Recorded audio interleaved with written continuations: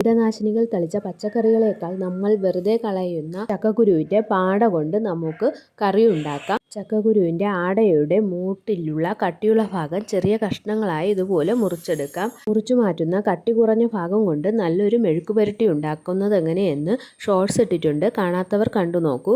ഇനി ഇതിനു വേണ്ട കൂട്ട് തയ്യാറാക്കുന്നതിന് വേണ്ടി 200 ml ബൗളിൽ 1 ബൗൾ തേങ്ങയും 7 അല്ലി വെളുത്തുള്ളിയും 1/2 ടീസ്പൂൺ മഞ്ഞൾപ്പൊടിയും 1 ടീസ്പൂൺ ജീരകവും 1/2 ടീസ്പൂൺ കുരുമുളക് പൊടിയും 3/4 ടേബിൾ സ്പൂൺ മുളക് പൊടിയും ചേർത്ത് നമുക്ക് 2 തണ്ട് കറിവേപ്പില കൂടി ചേർത്ത് ഒന്ന് അരച്ചെടുക്കാം. തരുതരിപ്പായി വേണം അരച്ചെടുക്കേണ്ടത്. ഇനി ഒരു പാനിൽ 2-3 ടേബിൾ സ്പൂൺ വെളിച്ചെണ്ണ ഒഴിച്ച് ചൂടാകുമ്പോൾ കടുകും വറ്റൽമുളകും കറിവേപ്പിലയും ഇട്ട് താളിച്ച ശേഷം നമുക്ക് അരിഞ്ഞു വെച്ചിരിക്കുന്ന ചക്കപ്പാടയുടെ കഷ്ണങ്ങൾ ഇട്ട് കൊടുക്കാം. ഇനി നല്ലവണ്ണം മിക്സ് ചെയ്യുക.